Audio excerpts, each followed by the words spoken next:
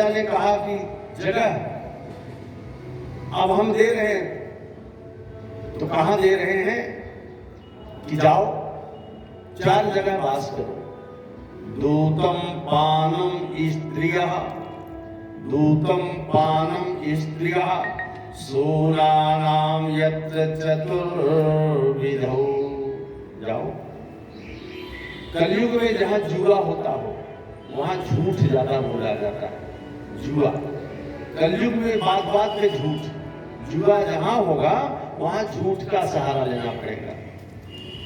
दूतम जहां जुआ हो रहा हो, और दूसरी जगह दिए जहां दारू, दारू का जो ठेका होगा ना, वहां आपको ग्राहक की देखने की जरूरत नहीं पड़ेगी, ग्राहक अपने आप पहुंच जाएंगे। दूध घर घर बिकेगा, दूध घर घर बिकेगा, लेकिन दूध घर घर बिकेगा और दारू एक जगह बिकेगा, लाइन लगा रहेगा। तो दारू पी करके लोग मतवाला हो जाएंगे, मत भ्रष्ट हो जाएंगे, वो भगवान की ओर प्रेम नहीं करेंगे। इसलिए जाइए, दूतम पानम, जुआ और पान मतलब आपका दारू। दारू में कलयुग का वास है, दारू नहीं मिला तो सब बेकार है। और क्या कहते हैं, स्त्री, जो आज लोग स्त्रियों का, वेश्याओं का जो गमन करते हैं, यहां पर कलयुग का वास है। और क्या कर रहे हैं, जहां पर रेस, जुआ, घोड़ा रेस आदि में धन लग जाए तो वो संतोष हो जाता है। तो जाओ जुआ में, रेस में आजकल पैसा ज्यादा लगता है, सट्टाबाजी में पैसा लगेगा। कलयुग यहाँ वास करे। तो कलयुग ने सोचा कि राजा परीक्षित तो यहाँ पर न जुआ खेलते हैं, न दारू पीते हैं, न पर स्त्री गमन करते हैं, तो मैं रहूं कहां? राजा का तो मति गति भ्रष्ट करना है, तो कैसे होगी? तो कलयुग ने कहा, राजन मुझे और कोई जगह दे दीजिए। तो उन्होंने कहा, अब आप एक और मांग रहे हैं, तो जाओ सोना में वास करो। सोना मतलब ये जो सोना पहने हैं, ये सोना में जाओ वास करो। राजा परीक्षित ने सोना जब नाम लिया तो कलयुग प्रसन्न हो गया, क्योंकि जो राजा परीक्षित मुकुट लगाए थे ना, वो जरासंध राक्षस का था। भीम भैया के द्वारा जरासंध का वध किए थे, तो वही आज जो मुकुट लगाए हैं, कलयुग जाकर के राजा के मस्तक पर बैठ गया। तो यहां बताया गया कि आप कहते हैं कि सोना में भगवान विष्णु का वास है और सोना में कलयुग का वास है। बोले जो धर्म की नीति से धन कमा करके धर्म से जो सोना बनाएगा, उसमें भगवान विष्णु का वास है। जो अधर्म से कमाकर चोरी चमारी बेईमानी ठगारी उनकी सोना चांदी चुरा कर लाएगा, उसमें कलयुग का वास है। वो बटेगा कैसे? बोले जब तुम जिंदा भी रहोगे ना, या मरने के बाद ही उस सोना पर बांझ की तरह लोग जुट जाएंगे। सोना का बंटवारा नहीं हो पाएगा, मार फौजदारी हो जाएगा। इसमें कलयुग का वास है। इसलिए अपने पितरों के उद्धार के लिए हम सोना चांदी दान करते हैं, जिसमें कलयुग का जो वास होता है, ताकि वो कलयुग हमारे घर में या किसी का मति गति भ्रष्ट ना हो, पितरों का भाग उदय हो जाए, पितरों का आशीर्वाद हमारे ऊपर लग जाए। इसलिए सोना दान करना चाहिए। अब यहां पर उन्होंने कहा, यही राजा परीक्षित ने जो मुकुट लगाए थे, इसी जरासंध राक्षस का था, इसी कलयुग जाकर के बैठ गया।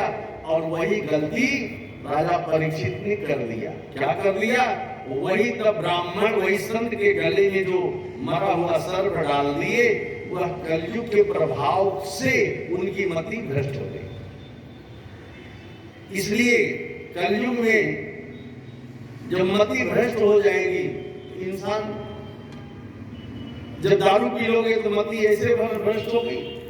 रेस खेलो, जुआ खेलो, पर स्त्री का गमन करो, तो अपने आप मति गति भ्रष्ट हो जाएगी। इसलिए राजा आज वह 7 दिन का उन्हें श्राप लग गया। जो 7 दिन का श्राप लगा तो राजा परीक्षित ने घर छोड़ करके अपना अश्व, गज, पुत्र, धन सब कुछ छोड़ करके अपना कल्याण कराने के लिए, मेरा कल्याण कैसे होगा, जन का कल्याण कैसे होगा, घर छोड़कर चले गए। और जब वो घर छोड़कर चले गए तो सब संत से पूछते हैं, हजारों संत बैठे। राजा परीक्षित ने पूछा कि जिसको 7 दिन का मरने की तिथि निश्चित हो वह मनुष्य को क्या करना चाहिए। तो किसी संत ने कहा देवी भागवत करा लो, किसी ने कहा सप्तचंडी करा लो, किसी ने कहा रुद्र चंडी करा लो, किसी ने कुछ कहा। जिसको जितना ज्ञान था सबने अपना अपना वक्तव्य दिया। इतने में उधर से सामने से आचार्य श्री सुखदेव जी महाराज आ रहे थे, 16 वर्ष के, लंगोटा पहन करके, एक कोपनी पहन करके आ रहे थे। सब संत खड़े होकर अभिवादन करने लगे और अभिवादन कर रहे थे। परीक्षित से सब संत ने कहा कि अब वो जो आचार्य आ रहे हैं, श्री सुखदेव जी महाराज आ रहे हैं, अब उनसे यह प्रश्न किया गया। अब उनसे प्रश्न किए, अब उनको ऊंचा आसन दे दिए। आचार्य श्री सुखदेव जी महाराज को ऊंचा व्यास गद्दी बना दिए और व्यास गद्दी बना करके उनको माला पहना दिए, तिलक लगा दिए और लगाने के बाद अपने पितरों के उद्धार के लिए, अपने उद्धार के लिए आज राजा परीक्षित ने हमारे और आपके कल्याण के लिए उन्होंने पूछा। क्या पूछा कि महाराज आज से मरने वाले 7 दिन के अंदर में मरने वाले जीव को क्या करना चाहिए, उद्धार कैसे होगा। तो बता रहे हैं आचार्य श्री सुखदेव जी महाराज कह रहे हैं, जितासनो जित श्वासो जित संगो जितेन्द्रिया स्थूले भगवतो रूपे मनः संधार दिया। आचार्य श्री सुखदेव जी महाराज से जब प्रश्न किए तो वो बता रहे हैं कि आज से मरने वाले को 7 दिन में सबसे पहले आसन पर बैठना सीखो। इसमें बैठना सीखो, आसन पर। अच्छा, आसन पर हम लोग बैठ ही नहीं पाते हैं। अब जैसे मैं 4 घंटा 5 घंटा बैठा हूं, ये आसन है, न हम इधर जा सकते, न उठ सकते हैं, नहीं जा सकते। तो बाल्यकाल से आसन पर बैठना सीखना चाहिए। हम सब कथा में बैठते हैं तो चेयर की जरूरत ज्यादा आती है। भगवान राम ने जब लव और कुश ने भगवान की कथा को गायन कर रहे थे, उस समय प्रभु राम ने आसन छोड़ करके जमीन पर बैठ गए।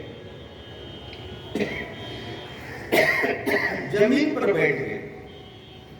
कभी भी व्यास से ऊंचा बैठकर कथा नहीं सुनना चाहिए। एक बात, अगर कमर या शरीर में कोई रोग ना हो तो जमीन पर बैठकर कथा सुनना चाहिए। क्या कह रहे हैं? जितासनो, आसन पर बैठना सीखो। पगधरिया मार लो, प्रेम से आराम से बैठकर कथा सुनो। अब हम सब कमर घुटने से परेशान हैं, जमीन पर बैठ नहीं पा रहे हैं, तो ये सीखना पड़ेगा बाल काल से। आसन पर बैठना सीखो। दूसरा कह रहे हैं जित श्वासो। ये जो हम लोग सांस लेते हैं, सुबह उठ करके प्राणायाम करना चाहिए, लोम विलोम करना चाहिए, क्योंकि ये शरीर को अगर आप अच्छा रखना चाहते हैं तो प्राणायाम, लोम विलोम जरूरी है। जितासनो जित श्वासो जित संगो जितेंद्रिया। बता रहे हैं कि जित सांसो जित संगो। अब यहां कह रहे हैं लोम विलोम प्राणायाम कर लो, इसके बाद आपका मित्र कैसा है?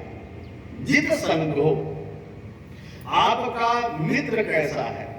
मित्र मतलब आपका दोस्त कैसा है? जित संगो, आप संग किसके साथ कर रहे हैं? दारू पीने वाले के साथ या सिगरेट पीने वाले के साथ या भगवान में प्रेम रखने वाला व्यक्ति से आप प्रेम कर रहे हो?